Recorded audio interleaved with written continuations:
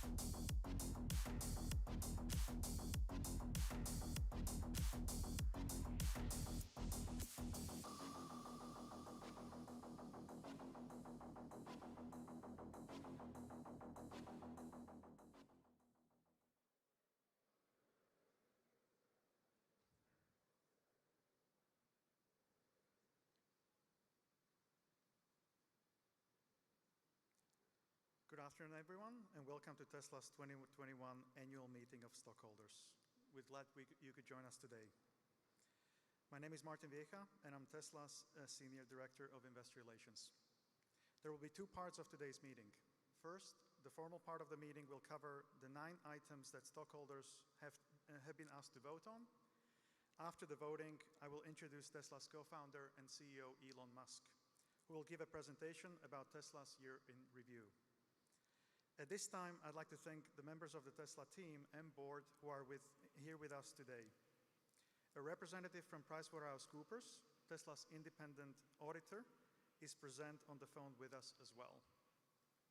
But before we begin, I'd like to introduce you to Robin Denholm, the chair of Tesla's board, who would like to say a few words.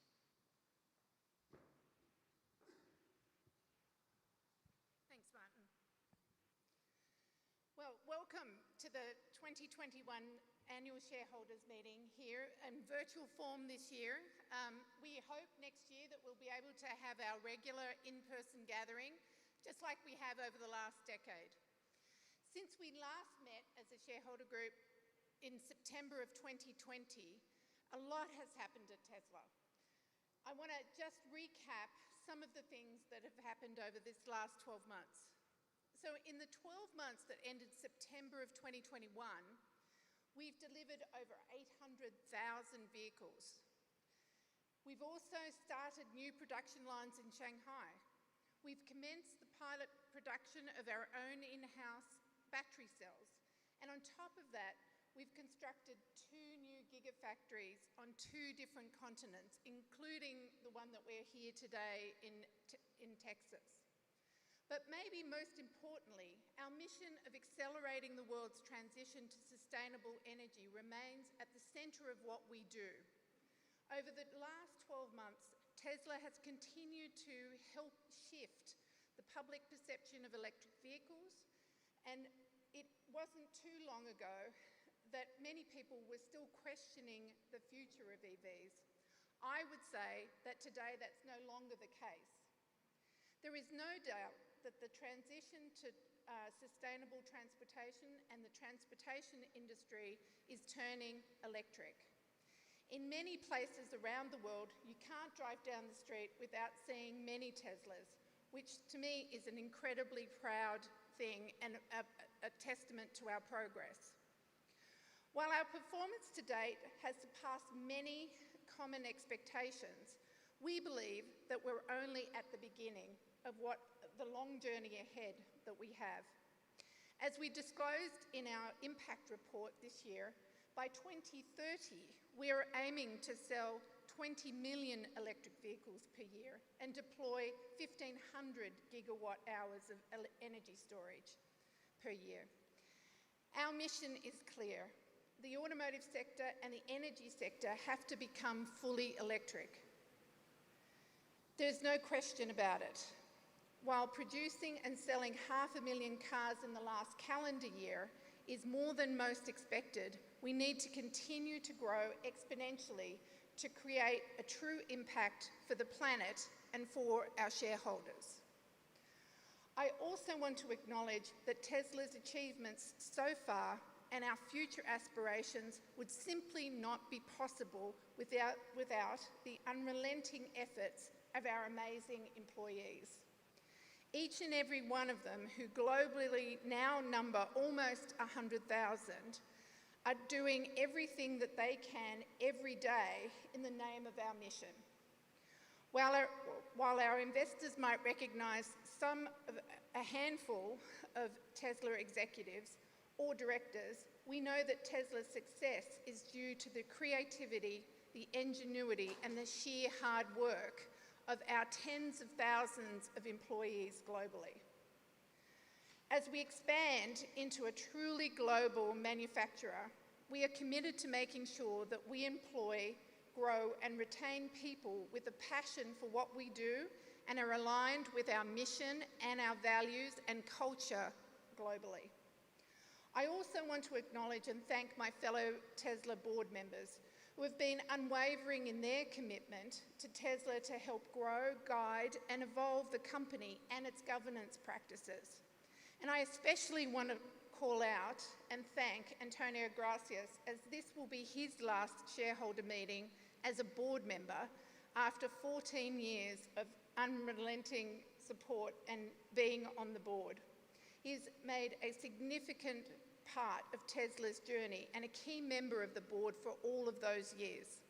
Antonio, we appreciate everything that you've done for the company, and we will miss you.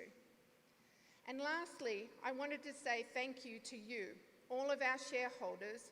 You are an intrinsic part of our journey and this unique journey.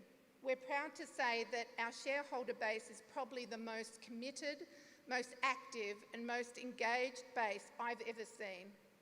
Thank you for spreading the word for us, for being with us through our ups and downs, and we wouldn't be here or where we are today without your support, and we are focused on continuing to deliver to our mission and for you for many years to come. And so now I will hand it over back to Martin, who's the chair of our meeting today. Thank you.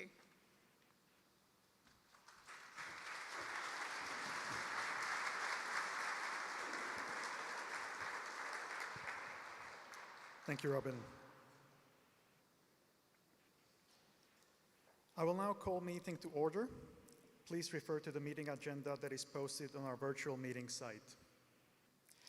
The time is now 4:36 p.m. Central Time, and I declare that the polls are now open.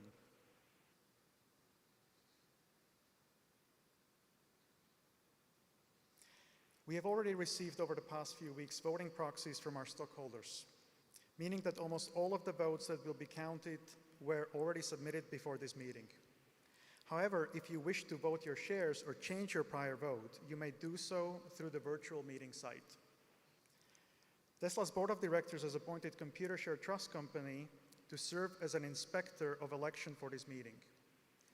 Computershare has signed an oath as an inspector of election and has certified that starting on August 26, 2021, the proxy materials or a notice of internet availability of the proxy materials were mailed or provided to all Tesla stockholders of record as of August 9, 2021. We have a majority of all the outstanding shares represented at the meeting, so I declare that there is a quorum present and that we may proceed with the meeting. The items on the agenda are as follows. Number 1, the election of 2 Class II directors, James Murdoch and Kimball Musk, to serve for a term of 2 years. Number 2, to adopt amendments of our Certificate of Incorporation to reduce director terms to 2 years. Number 3, to adopt amendments to our Certificate of Incorporation and bylaws to eliminate applicable supermajority voting requirements. And number 4, to ratify the appointment of PricewaterhouseCoopers LLP as Tesla's independent registered public accounting firm for the fiscal year 2021. Tesla's board has recommended that our stockholders vote for each of the director nominees and for proposals 2 and 4. We have also received 5 stockholder proposals as described in our proxy statement. I would like to remind our stockholders that Tesla's board has prepared a statement in opposition to each of these proposals, which appeared in our proxy statement. The first stockholder proposal is an advisory vote regarding reduction of director terms to 1 year. Our board has recommended that our stockholders vote against this stockholder proposal. The stockholder proposal is proposed by James McRitchie, who is on the line to present this proposal. Mr. McRitchie, I would like to invite you to speak. You will have 3 minutes. Thank you. Can you hear me? I'm sorry. Yes, we can hear you. Okay, thank you. Almost 90% T500, Fortune 500 companies, their board and are widely viewed corporate governance best. The annual election of each directors more accountable contribute to improve performance, company value. Here's what a 1 point said when they had their votes in advance.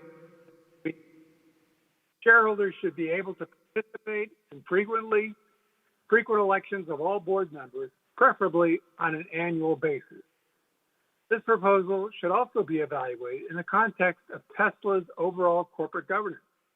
Shareholders cannot hold special meetings, act by written consent, nominate directors through proxy access. At our 2020 annual meeting, 56% of shares voted in favor of my advisory proposal eliminating supermajority requirements. The board is now letting you vote to repeal those supermajority requirements through proposal number 4. However, notice the board takes no position on this measure. That probably means Elon Musk and his inner circle are voting against it. Without this measure obtaining a 67% approval rating, neither the board's proposal to move to 2-year terms or mine to move to 1-year terms will pass. This is essentially a way for the board to look like they want to increase the frequency of elections without actually doing it. Our company's technology is second to none. Our company's corporate governance should meet the same high standards. Vote for proposal number 5. Thank you. Thank you, Mr. McRitchie. The second stockholder proposal is an advisory vote regarding additional reporting on diversity and inclusion efforts. Our board has recommended that our stockholders vote against this stockholder proposal. The stockholder proposal by Calvert Research and Management, whose representative Kimberly Stokes is on the line to present the proposal. Ms. Stokes, I would like to invite you to speak. You will have 3 minutes. Thank you. Tesla states in its 2020 Diversity, Equity, and Inclusion report that it is on a mission to accelerate the world's transition to sustainable energy. We at Calvert Research and Management heartily support this effort and understand how important it is to invest in companies that are leading the charge to a net zero economy. However, we also know that it takes human resources to achieve these goals and ask Tesla to demonstrate how the company's human capital management strategy and specifically its diversity, equity, and inclusion strategy, supports the level of innovation and collaboration necessary to achieve this goal. The business case for diversity is clear. Numerous studies demonstrate the benefits of a diverse corporate workforce. These include better financial returns, superior stock performance, and importantly, research shows that diverse and inclusive teams support more innovation. Tesla's 2020 DEI report lacks sufficient quantitative and qualitative information for investors to adequately compare the company's performance over time and relative to peers. What the report does reveal is that Tesla's leadership is 83% male and 59% white, despite having what the company describes as a majority-minority workforce, all at a time in which Tesla's customer base is evolving and growing more diverse. Calvert asks that Tesla's reporting include the process the board follows for assessing the effectiveness of the company's DEI programs and the results of that assessment. We also ask that Tesla disclose its full EEO-1 report, a comprehensive breakdown of Tesla's workforce by race and gender according to 10 employment categories, which is already collected and provided to the United States Equal Employment Opportunity Commission every year. In its DEI report, Tesla states, "We do the work required to ensure that our culture is as diverse and inclusive as it is collaborative and driven. However, in order to fully understand whether or not Tesla is executing well on its stated strategy, the company must be more transparent about its policies and practices and do the work to provide investors with reliable, consistent, and comparable data that we need to make informed investment decisions." We acknowledge that Tesla is committed to integrating DEI reporting into the company's annual impact report, but want the board to understand that Tesla's disclosure lags far behind peers. In 2020, Calvert analyzed the top companies held in our core portfolio.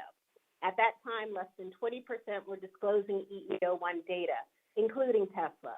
Following our engagement, 70% of these companies have committed to disclosing their full EEO-1 report on an annual basis.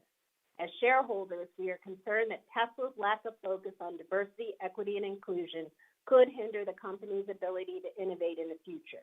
We urge the board to commit to full disclosure rather than incremental, ineffective action. Thank you. Thank you, Ms. Stokes. The third stockholder proposal is an advisory vote regarding reporting on employee arbitration. Our board has recommended that our stockholders vote against this stockholder proposal. This stockholder proposal is proposed by NIA Impact Capital, whose representative, Christine Hall, is on the line to present the proposal. Dr. Hall, I would like to invite you to speak. You will have 3 minutes. Thank you. Hello, this is Kristen Hall. Can you hear me? I am Dr. Kristen Hall, founder and CEO at NIA Impact Capital. On behalf of NIA and our co-filers, I formally move Proposal 7. This resolution requests that Tesla's board of directors oversee the preparation of a report on the impact of the use of mandatory arbitration on Tesla employees and on its overall workplace culture. Why is this report needed? After this week's headlines and many other employee allegations of racial discrimination, we as investors need a look under the hood. The use of mandatory arbitration limits employees' remedies when it comes to both harassment and discrimination. Precluding employees from suing in court, often keeping underlying facts, misconduct, and case outcomes secret, these clauses may allow harassment and discrimination to continue, hidden from other employees and from investors. Bias, discrimination, and harassment in the workplace create unknown and uncompensated risks for investors, inviting unnecessary legal, brand, financial, and human capital issues to a company. On the flip side, the benefits of a positive and inclusive company culture with diverse teams include access to top talent, better understanding of consumer preferences, fewer blind spots when it comes to leadership decisions, more informed strategy discussions, and improved risk management. A diverse workforce and the different perspectives it encourages has also been shown to produce more creative and innovative workplace environments. Of particular relevance to Tesla, research shows a strong link between diversity and revenue from innovation, where companies with above average diversity produce significantly greater revenue from innovative products or services than those with below average diversity. Many technologies with which Tesla may compete for recruitment and hiring, such as Adobe, Airbnb, Google, IBM, Intel, Lyft, Microsoft, Salesforce, and Uber, no longer use these policies. Tesla simply cannot rest on its laurels, assuming its first mover advantage will last. Given the allegations raised by over 100 past employees, these racial slurs, discrimination in promotions, a retaliatory culture, and lack of response from human resources, investors are counting on Tesla to step up and make human capital management a priority. Tesla is a known leader in innovation, and it's time now for Tesla to also lead when it comes to promoting a fair and inclusive workplace. Tesla's board is asked again to complete the requested report to determine if mandatory employee arbitration is in the best interest of Tesla, its employees, and its shareholders. Thank you. Thank you, Dr. Hall. The fourth stockholder proposal is an advisory vote regarding assigning responsibility for strategic oversight of human capital management to an independent board-level committee. Our board has recommended that our stockholders vote against this stockholder proposal. This stockholder proposal is proposed by Comptroller of the City of New York, whose representative Michael Garland is on the line to present the proposal. Mr. Garland, I would like to invite you to speak. You will have 3 minutes. Great, thank you. Good afternoon, Chair Denholm, board members, and fellow shareholders. The New York City pension funds are long-term Tesla shareholders with roughly 1.3 million shares, representing nearly $1 billion of capital at risk.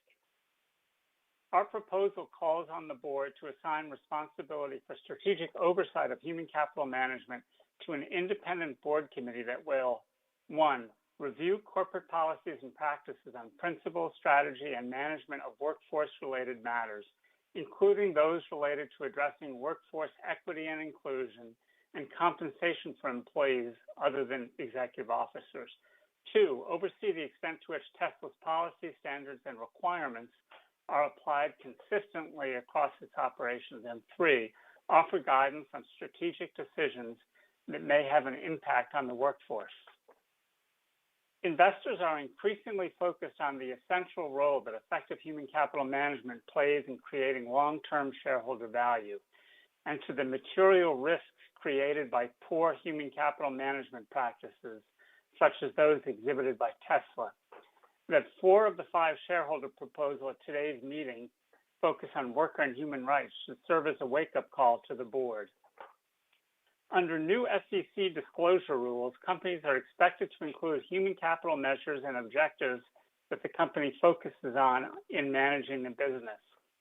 Many boards, including at Ford and GM, have signaled greater attention to human capital management by defining explicit oversight responsibilities in committee charters. In opposing Proposal 8, the board claims that independent board committees already perform the requested functions. The board highlights the role of its compensation and audit committees play in overseeing workforce management and workforce issues. However, neither the compensation nor the audit committee list these responsibilities in their charters or in the proxy statement. According to its charter, the compensation committee's responsibilities are limited to compensating executive officers and board members and administering the company's employee benefit plans. Finally, in opposing our proposals, the board also asserts that our supporting statement references one-sided allegations from media headlines lacking context and facts, and that we are drawing speculative conclusions from them. Let me now delineate some facts that underscore the need for the requested board responsibilities. In March of this year, the National Labor Relations Board upheld an earlier ruling that Tesla acted unlawfully when it fired a union activist, interrogated and disciplined workers, issued a new restriction in response to workers exercising their labor law rights and by threatening workers against unionizing via a tweet from CEO Elon Musk. And just this week, a jury ordered Tesla to pay $137 million to a former worker over racist treatment. Unlike other Tesla employees who allege racial discrimination, the plaintiff was exempt from the company's mandatory arbitration policies that is the subject of Proposal 7 and able to pursue his case in federal court. Our fundamental concern is that Tesla's weak labor management practices pose material risks to the company's exponential growth. We expect the independent directors we elect to provide the oversight necessary to protect the long-term interests of the company, its employees, and its shareholders. We urge shareholders to vote for Proposal 8. Thank you, Mr. Garland. Thank you. Thank you.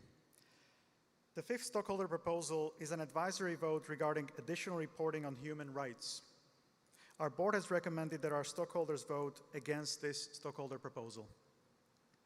The stockholder proposal is proposed by Sisters of the Good Shepherd, New York Province, whose representative, Winifred Dorothy, is on the line to present the proposal. Ms. Dorothy, I would like to invite you to speak. You will have 3 minutes. Thank you very much, and good afternoon. I am Winifred Doherty, a member of the Sisters of the Good Shepherd, a global international congregation of Catholic sisters and partners in mission. Today, I represent the Sisters of Good Shepherd, New York, as shareholders, and the project participants of Bon Pasteur in the cobalt mines around Kolwezi in the Democratic Republic of Congo. A similar human rights proposal filed by the sisters received nearly 25% investor support last year. And we again urge all Tesla shareholders to support Proposal 9, which requests that the Board of Directors commission an independent third-party report assessing the extent to which Tesla is effectively fulfilling its responsibilities in respect to human rights and engagement in responsible sourcing practices. Today, I challenge the Tesla board and shareholders to apply the same efficacy, efficiency, and high quality standards to the supply chain, from source to factory to showrooms, where Tesla's ingenuity and creativity excel in its latest models, which delight the consumer. 2021 is the International Year for the Eradication of Child Labor. The UN Agenda for Sustainable Development seeks to end child labor in all its forms by 2025. Under the UN Guiding Principles on Business and Human Rights, Tesla has a responsibility to respect human rights within company-owned operations and through their business relationships, including suppliers. Pope Francis in May 2019 urged that mining be at the service of the human person and their inalienable fundamental human rights, not vice versa. Having human rights compliance at the center of your activities, we ask that you acknowledge the harm done to people and planet through your current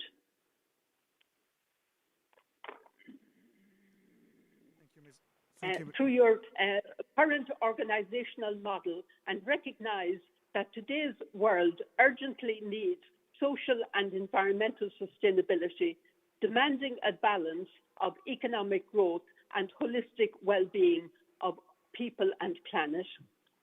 We invite you to join initiatives to advocate for better regulation and a just enforcement of existing laws by all duty bearers. Ensure all supply chains are ethical with zero tolerance of child labor. Implement just working conditions, safety, fair wages and hours for each and every person within the company. Support with funding local initiatives that promote a sustainable and diversified economic development at the upstream of the supply chain. And finally, complete the final rights assessment requested by Proposal 9. Thank you. Thank you, Ms. Dorothy. Please note that this is the final opportunity to submit any proxies for them to be counted.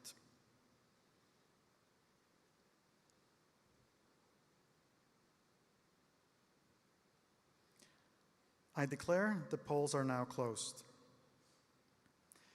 Based on the proxies that we have previously received, I'd like to announce on a preliminary basis that our stockholders have approved the recommendations of the Tesla board on all agenda items except item 2 regarding the reduction of director terms to 2 years, item 5 for an advisory vote regarding the reduction of director terms to 1 year, and item 6 for an advisory vote regarding additional reporting on diversity and inclusion efforts.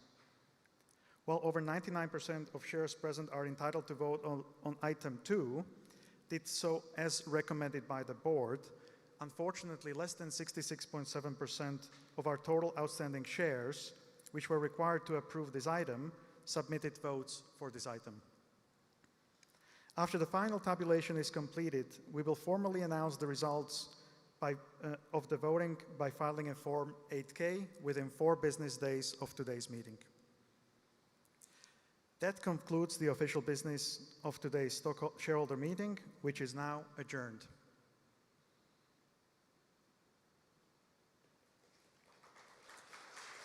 Okay.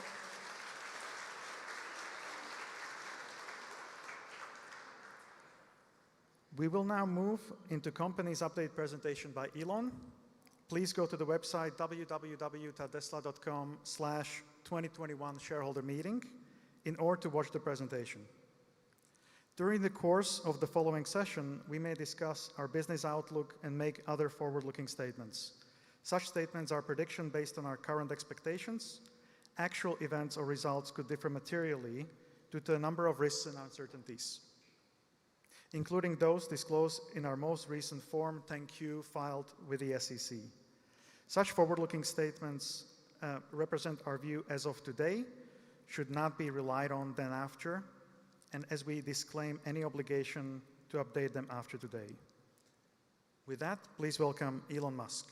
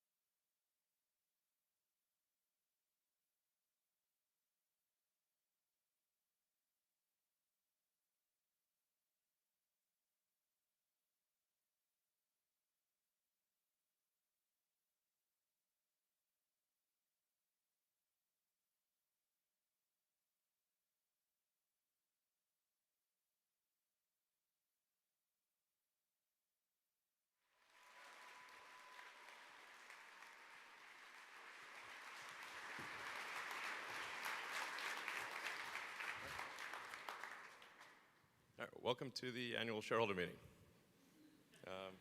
Coming to you live from Austin, Texas. So we've had a fantastic year, thanks to the great work of the Tesla team. I'd just like to start off by just thanking the Tesla team for the incredible work over the past year to get where we are. Well done.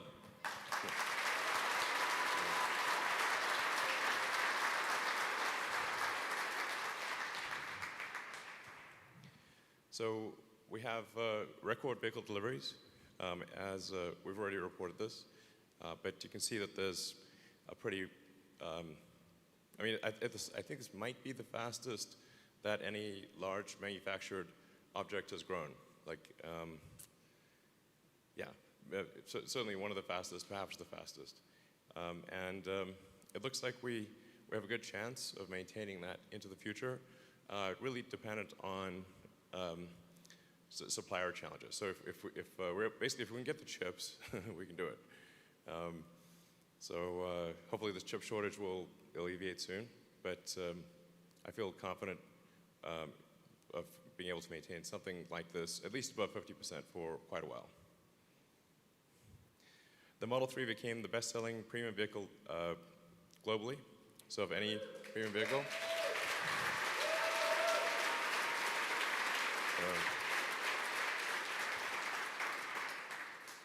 I mean, I almost got arrested at one point for claiming that we'd do 5,000 a week, literally. You're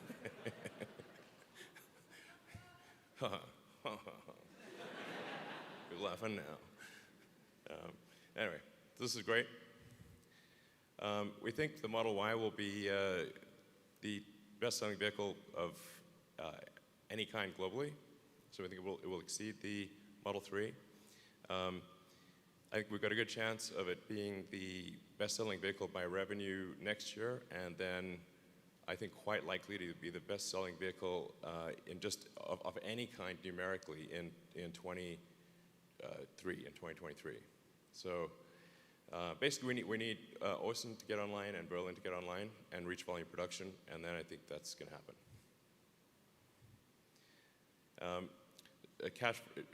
In terms of free cash flow generation, obviously we had some tough years back then. Things were looking a little dicey, to say the least, in 2017 and 2018.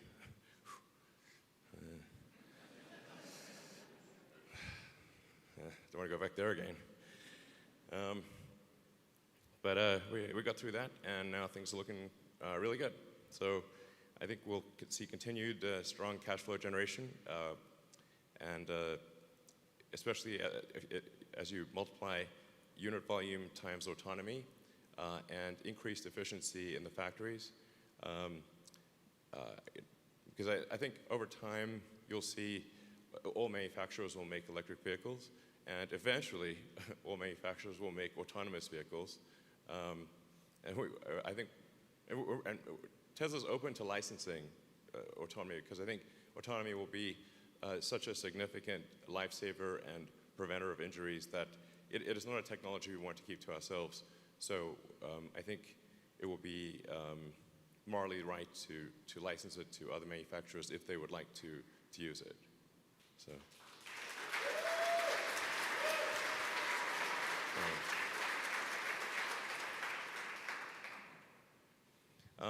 And of course, we made a lot of progress on cost reduction.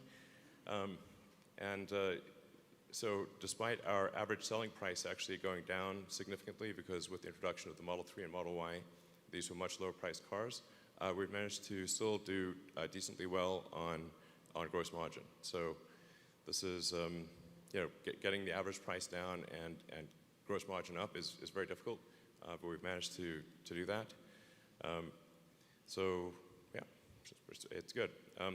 Our goal really is to make the cars as affordable as possible. We are seeing significant cost pressure in our supply chain, so we've had to increase vehicle prices, at least temporarily, but we do hope to actually reduce the prices over time and make them more affordable.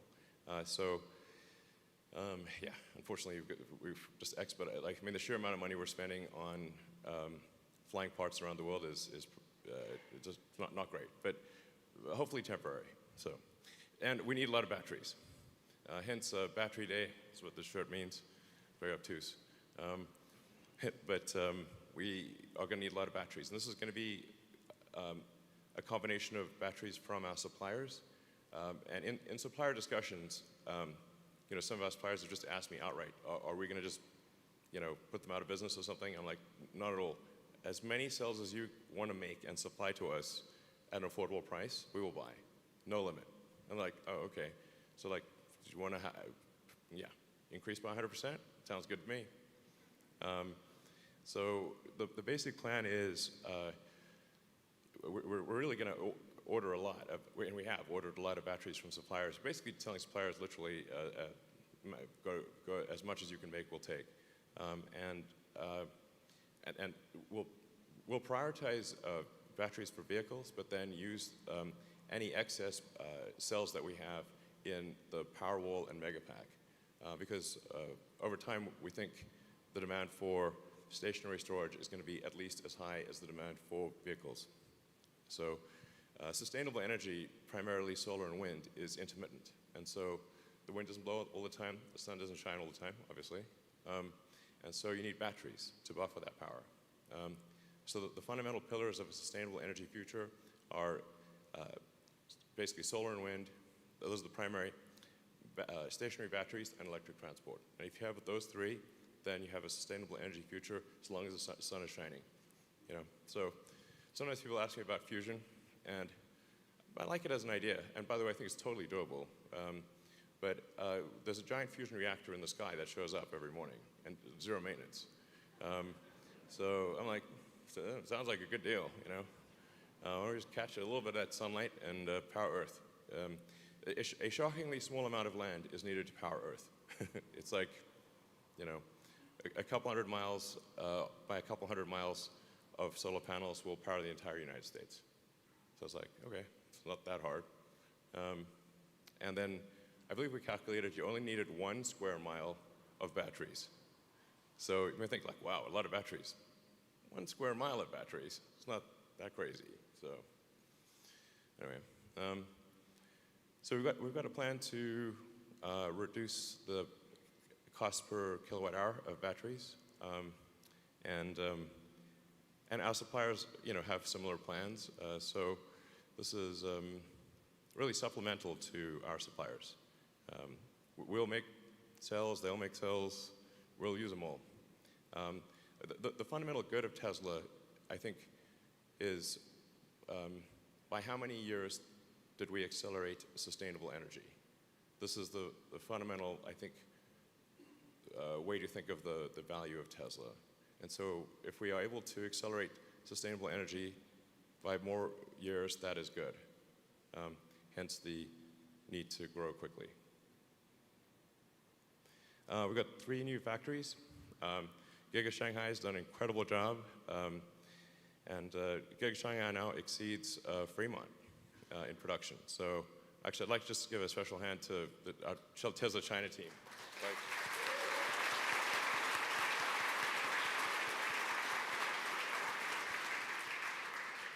So it's the best quality, lowest cost, and also low drama. So it's great. But that said, we are continuing to expand our Fremont operations and expect to hopefully increase Fremont output by 50%. So, and that's still where we make all Model S and X's are made in Fremont. But it kind of makes sense, especially for the high volume vehicles, to have production that's at least on the continent where the consumers are. Otherwise, it's also not good for the environment to be shipping cars, several thousand miles. So the basic idea is have the high volume vehicles be where the customers are, approximately at least. And then also great progress with building Giga Texas, which is where we are right now, and Giga Berlin Brandenburg. So just a hand for those teams as well.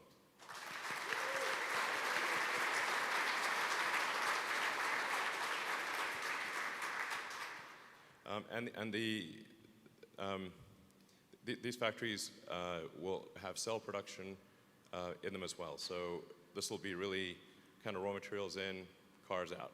So really, really big. Yeah, I mean, these things will be in like units of Pentagon, basically. Let's see, so impact report. There's a lot of, I think, interesting stuff in our impact report. We go into quite a lot of detail on all the things we're doing. And Tesla is certainly a company that tries very hard to do the right thing in all respects. We try very hard to do the right thing in all respects. We don't always succeed. But if you're looking for a company where you can say, is that company really trying to do the right thing? That is Tesla. Okay, we really try. Okay, I mean, anyway. So,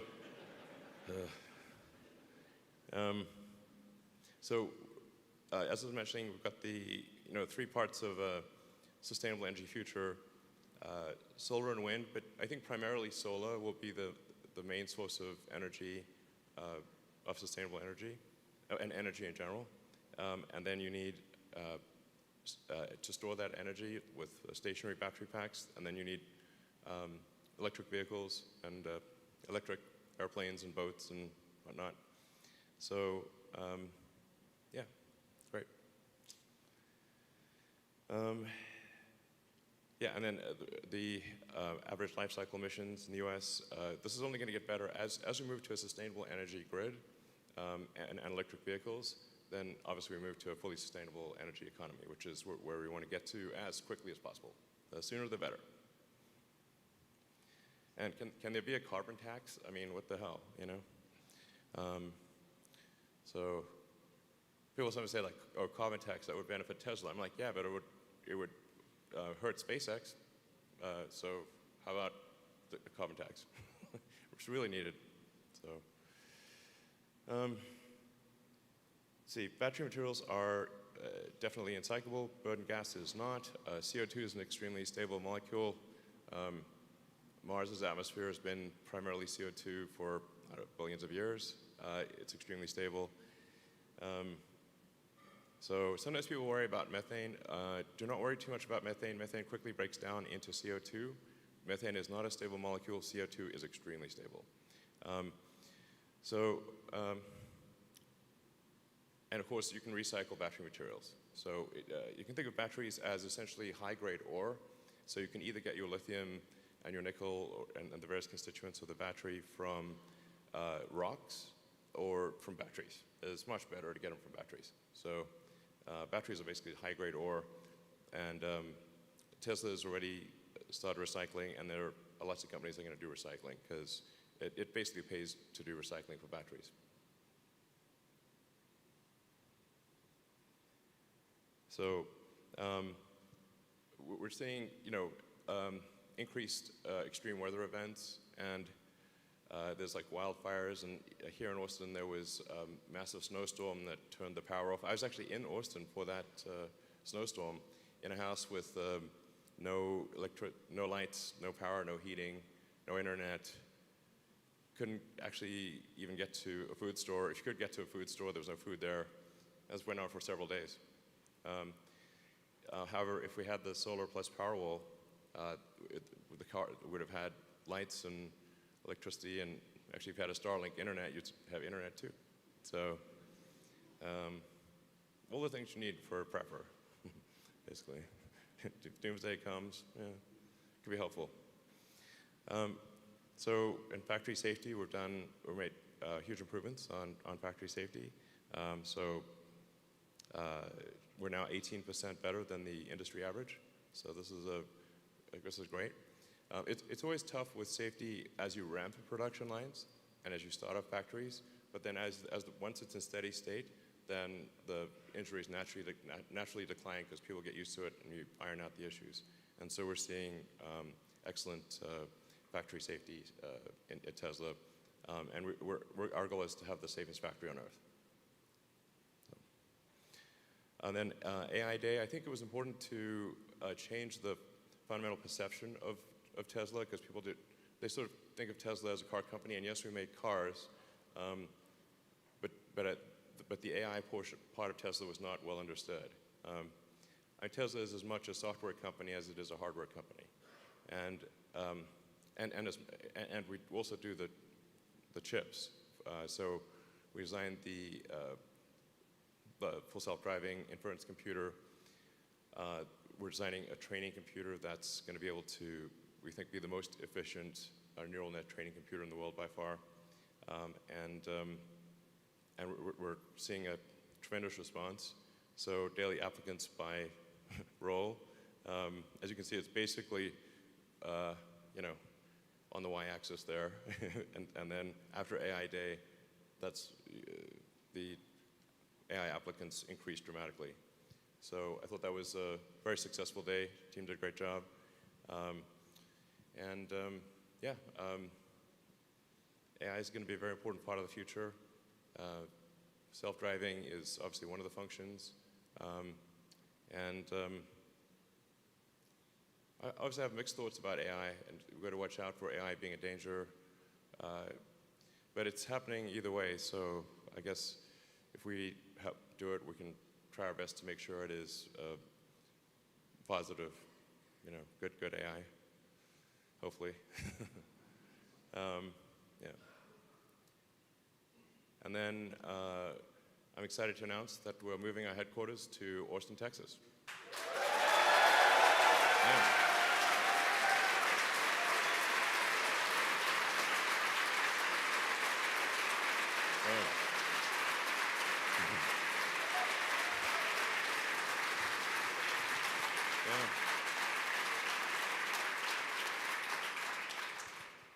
So just to be clear, though, we will be continuing to expand our activities in California. So this is not a matter of sort of Tesla leaving California. As I said, our intention is to actually increase output from Fremont and from Giga Nevada by 50%. So, but we're just hitting the sides of the bowl. I mean, if you go to our Fremont factory, it is jammed. I mean, it is jammed. It's like, whoa.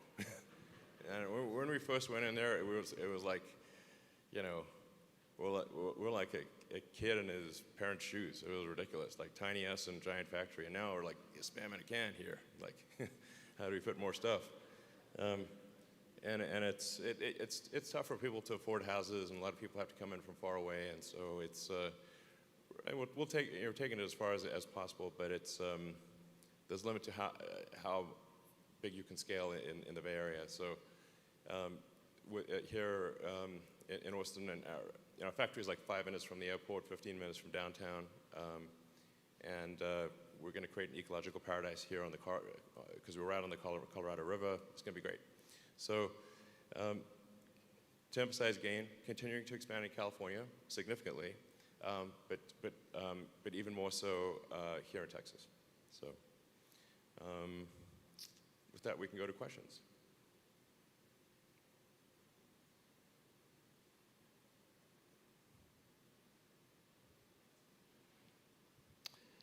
Okay, so when will Cybertruck production begin, and at what rate will the ramp up happen? So this year has been just a constant struggle with parts supply. So just to be clear, if we had like 5 extra products, we would not change our vehicle output at all, because we were just basically limited by multiple supply chain shortages, like so many supply chain of so many types, not just chips. There were lots of supply chain shortages. So it really wouldn't matter if we had like the Semi or the Cybertruck or anything. We would just not be able to make it. And the Semi in particular needs a lot of cells. So it needs a lot of cells, a lot of chips, and so that will be, we got to have enough, otherwise it's pointless. So I think most likely what we'll see is Cybertruck start production end of next year, and then reach volume production in 2023. And hopefully we can also be producing the Semi and the new Roadster in 23 as well. So we should be through our severe supply chain shortages in 23. I'm optimistic that will be the case. Let's see, will we do a stock split? Well, maybe not yet. Maybe we'll consider a stock split at some point in the future, but I think we'll not quite do that quite yet.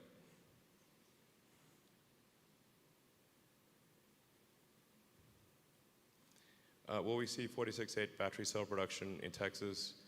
I don't think we will see 4680 production in Texas this year, but we are making 4680s in California at our pilot plant, which is a big plant by normal standards. It's like capable of 10 gigawatt hours a year. So it's just a mile away from our vehicle factory in Fremont. So it's basically that factory will be able to make more than enough cells for Giga Texas to scale production of Model Y. And I do want to emphasize, like, from the point at which a factory is able to start making cars to where it reaches high volume production is typically about a year, and that's considered very fast.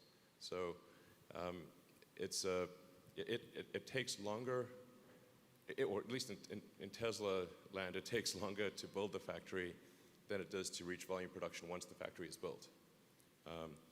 So like in Shanghai, we built the factory in 11 months, but to get to high volume production took about a year. And so I expect something similar here. You know, we'll start production this year, and we'll deliver. I'm confident we'll deliver some cars from Gigafactory this year, Model-wise, but we won't reach high volume production until probably the end of next year. But then I also expect we will reach high volume production in the 4680 cell here in Gigafactory next year as well.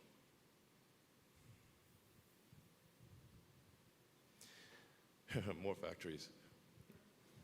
Man, it's hard to build a factory. Yeah, I've said many times that prototypes are easy, production is hard. Like, you know, or whatever, it's like 1% inspiration, 99% perspiration. But I think for high volume production, it's like 99% perspiration.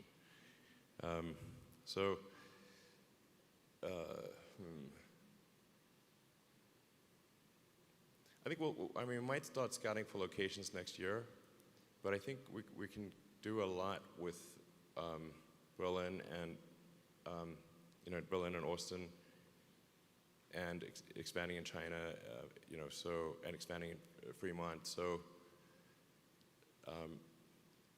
the nice thing is like having at least a factory in Europe and a factory in China, a factory in North America. We at least have factories where, for our high volume products, where that are on the continent where most of our customers are. This is great. So we do not, like one of the biggest challenges we had in Q3 was, can we get enough ships? Like there was a huge ship shortage. So that was a challenge. And that boat that got stuck in the the Suez Canal caused havoc. So, you know, these things, you don't expect these things,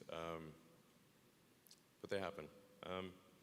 So, I don't know, we'll probably look at new factory locations, start to investigate them next year, maybe make a decision in 23.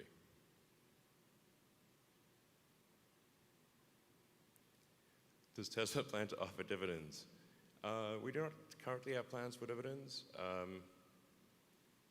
I do kind of feel like the time when a company offers dividends is, you know, it's kind of cresting the hill, you know, if you will. It's usually not, they've run out of things to invest internally. You know, we have not run out of things to invest in internally by a long shot. So.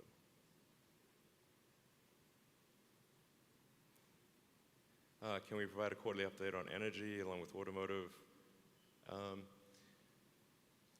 Yeah, I mean, we need to make more progress on energy.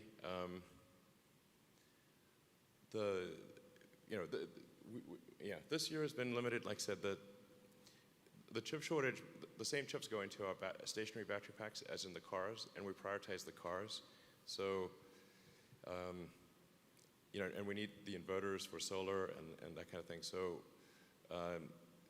you know, this year has not been a good guide for progress in energy. I think next year it will be probably a good guide, and we can start providing updates that I think people would interpret correctly, as opposed to, you know, having to explain, well, we either had to short cars or energy, and we picked cars. So, all right.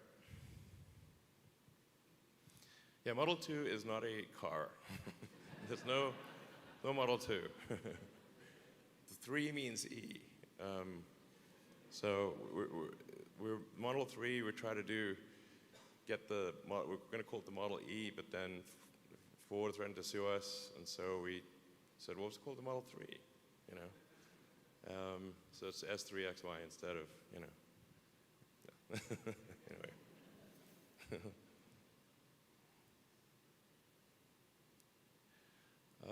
Gigafactory is getting bigger with each iteration. Not all Gigafactories will get bigger with each iteration, I think, but yeah, most of them will. They'll get more advanced and more efficient. And you're looking at sort of taking a first principles approach to manufacturing. You want to look at the volumetric efficiency of a factory and the average speed of a factory. It's kind of like the rocket equation, where delta V is like exhaust velocity times the log of the start to end mass ratios. So I think it's something similar to that for a factory. And you can also think of it like a chip. Like, do you make chips, get more out of chips by making them bigger, or by bringing things closer together and increasing the clock speed? And actually, I think there's tremendous opportunity in factories to actually bring things closer together and increase the cycle time, or clock speed. And there's actually, I think, tremendous opportunity to improve the efficiency of factories. And Tesla's long-term competitive advantage will be manufacturing. Because all cars will be electric, eventually all cars will be autonomous. The thing that's the hardest to, I think, sort of match Tesla on or copy is manufacturing. And so I think that will be the long-term advantage of Tesla.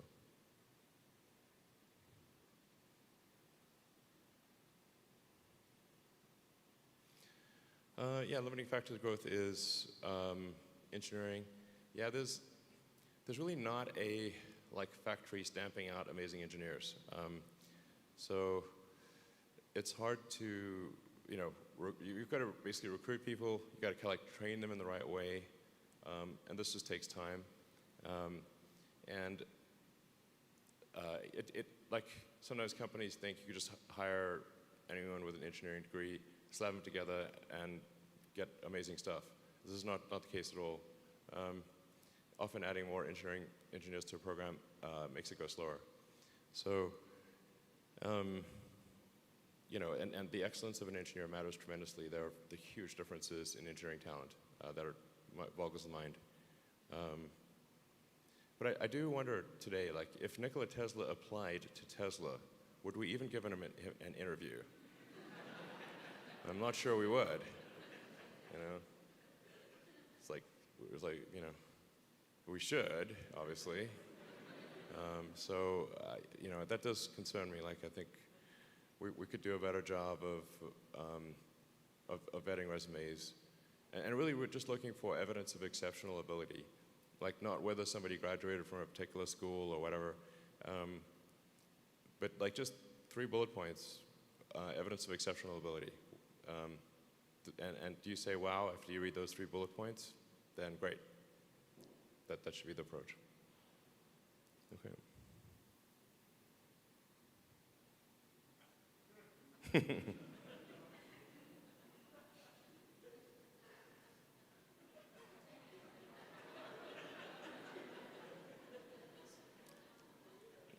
I'm actually a big fan of the original VW sort of bus. That was really cool. And I haven't really seen the new one, but yeah, I mean, I think over time Tesla will make basically, all major variants of vehicle. Why not? One in every significant category, I think. Yeah. All right.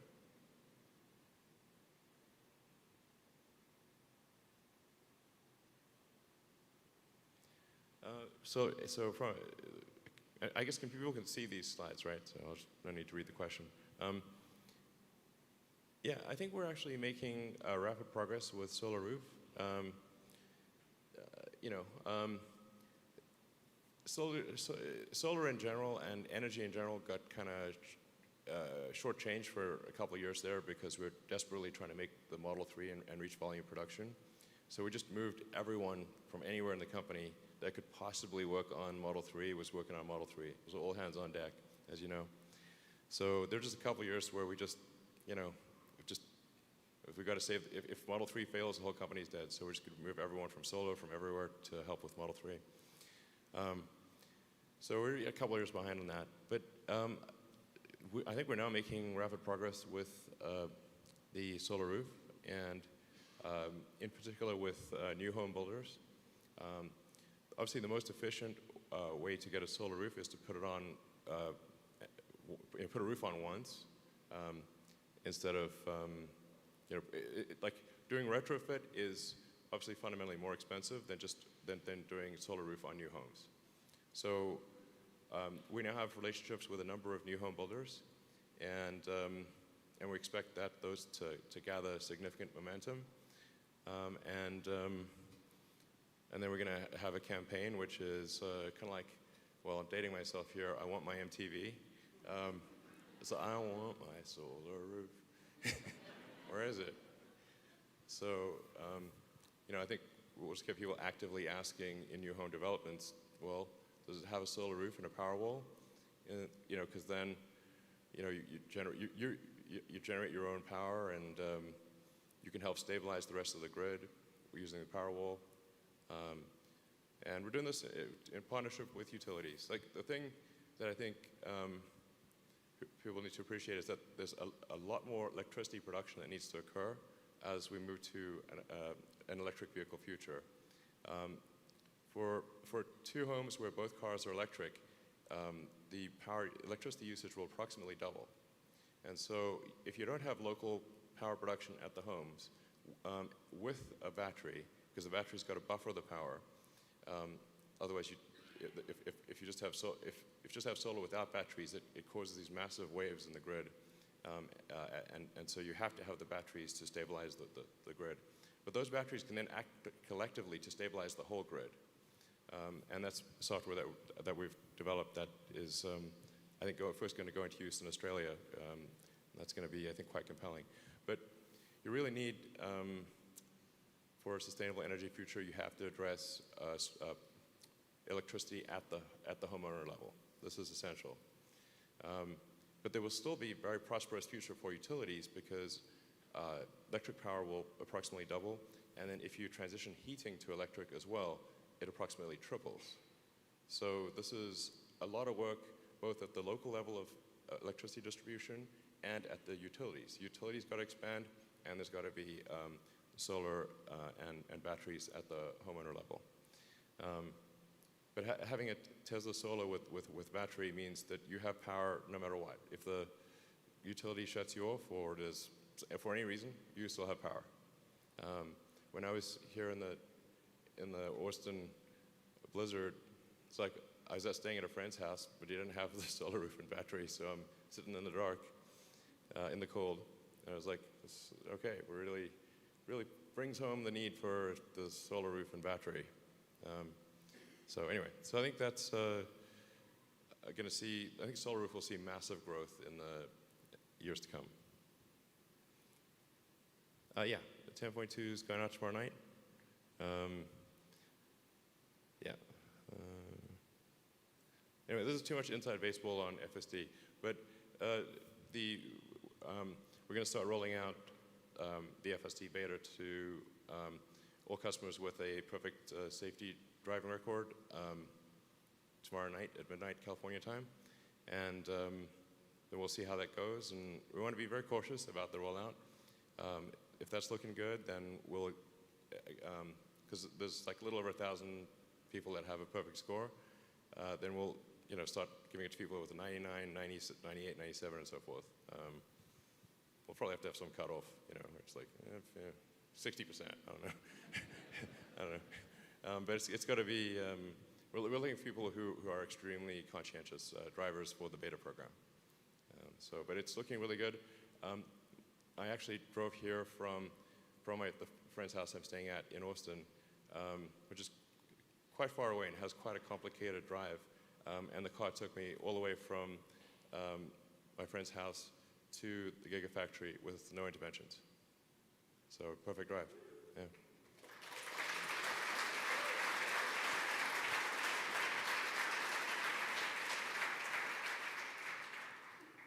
All right, are those all the questions? Or I guess we'll take some from, audience? Sure. Or you can just yell or whatever, I don't know. Hey.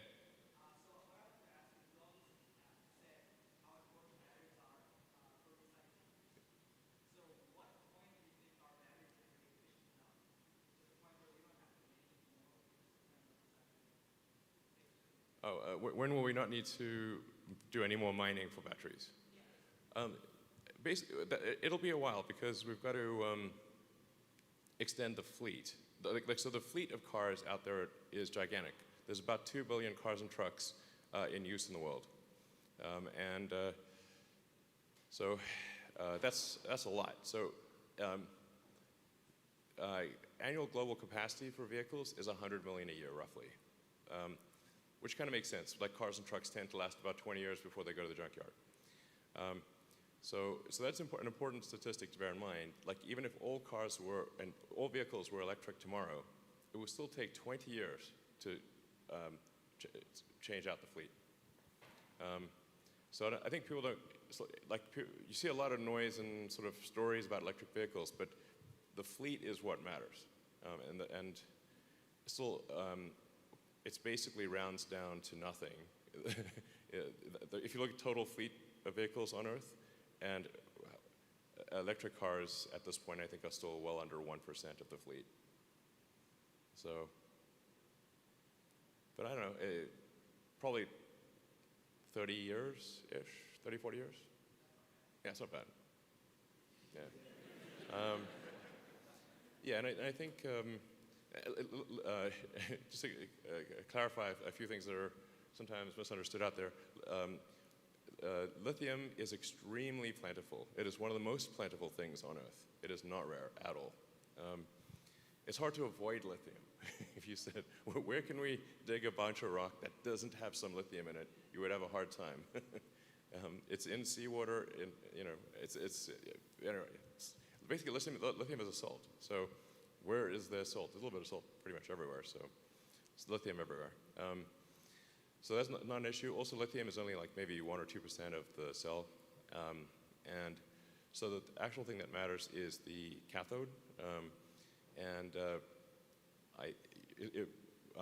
Most of our, actually, our long-range vehicles use a nickel-based cathode, and sometimes people think it's a cobalt-based cathode. No, cobalt is used in phones and laptops, but we use nickel because nickel has higher energy density for our long-range vehicles. But for our standard range vehicles and for stationary storage, I think all of that will move to iron-based, iron cathodes. And iron is also extremely plentiful. Nickel is not rare, but there's, I don't know, somewhere maybe 10 to 100 times more iron than there is nickel. So moving to an iron-based chemistry, which is sort of finally at the point where it's competitive on range when combined with an efficient powertrain. I think that will be the vast majority of batteries in the future will be iron-based. So I do not see any shortages. It's just a question of making all the equipment to kind of process that into a cell and then into a pack.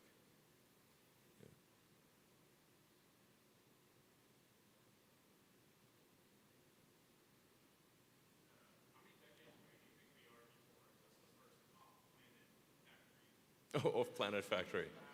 I like the way you think. So, how many years before Tesla's first off-planet factory? I mean, I'd like to see one before I'm dead. That would be cool. So I don't know, what have we got, like 40 years-ish? Hopefully before I'm dead, basically. That'd be great.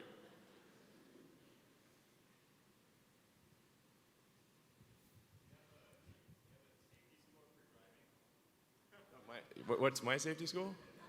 Oh, great question. I don't know, actually.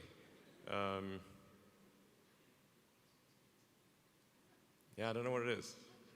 I'll check. I'll check because I think it's mine just got turned on.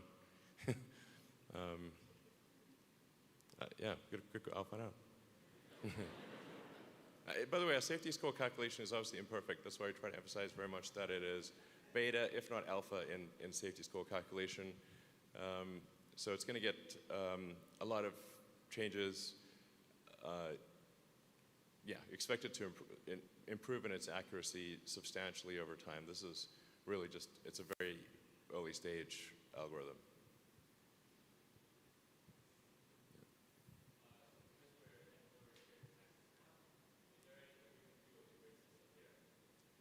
Oh, is there anything we can do with the grid system here?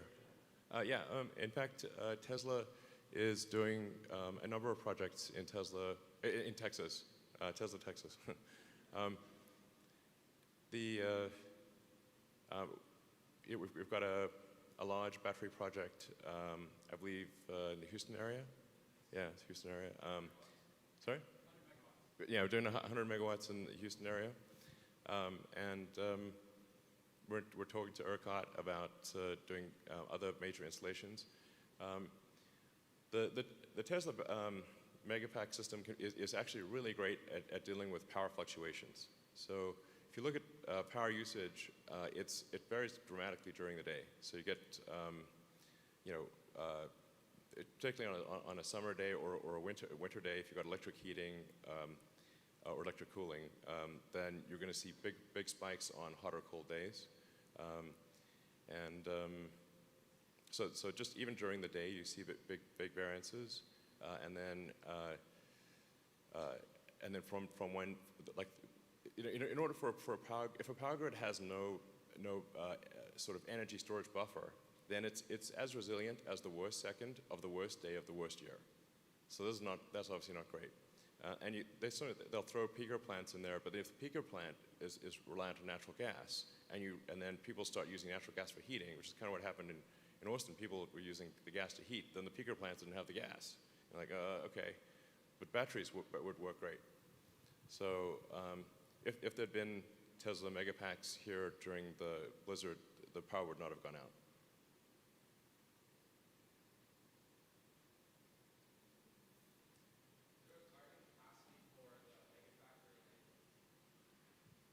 Target capacity for the Megapack factory. No, I don't actually know what the target capacity is, but it's big. 40 gigawatt hours. Okay, 40 gigawatt hours. Yeah. Actually, that's an example of where we are expanding. Also, where we're expanding manufacturing in California. So this is in Lathrop, California. We just opened a big Megapack production facility.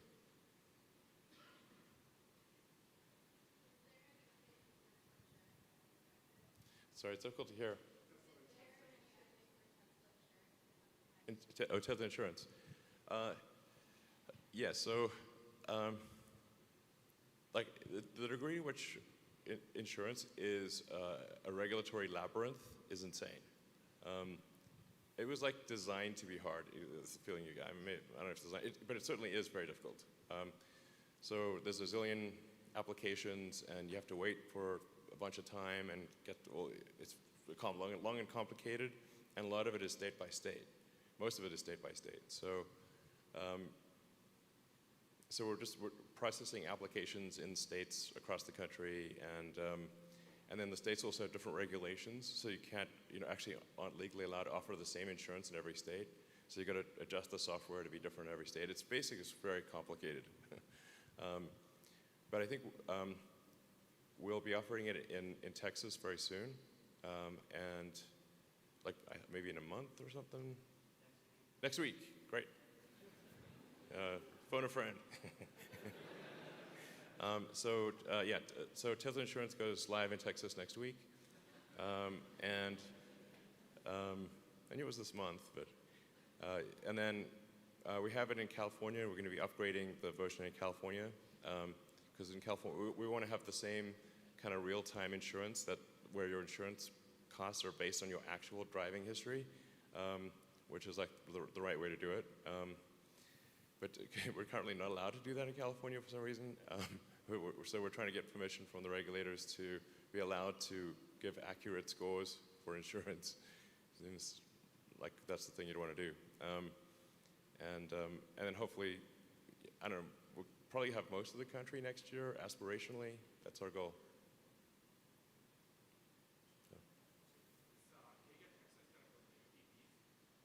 I'm really getting into the weeds here. So we're definitely going to be making Cybertruck here, and so probably the ATV too.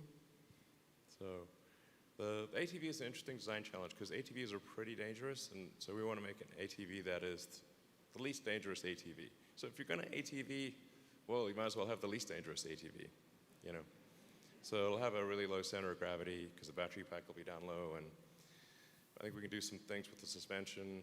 Just make it really hard to roll this thing, you know. So because when ATVs roll is when bad things happen. So it's going to be the ATV that won't roll. So it'll be cool.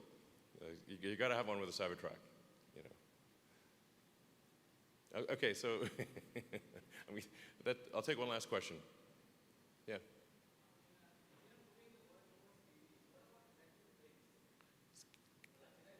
Oh, what about electric planes? Yeah. Well, we have a lot on our plate here. But electric planes, yeah, I've been dying to do that for a decade, you know, honestly.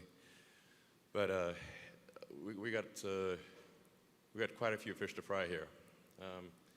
So maybe one day the electric plane. And battery energy density is improving every year, so that's an important metric to get the cell energy density to around 450, 500 watt-hours per kilogram, and have a pack efficiency of around 400 watt-hours per kilogram. That's when electric planes start to get interesting. So I don't know, it'd be a fun problem to work on at some point. But just we got a lot to do over the next few years, so we're going to focus on these things, get them right, and then maybe one day do that. All right, thanks everyone for tuning in. Thanks for being here. Right.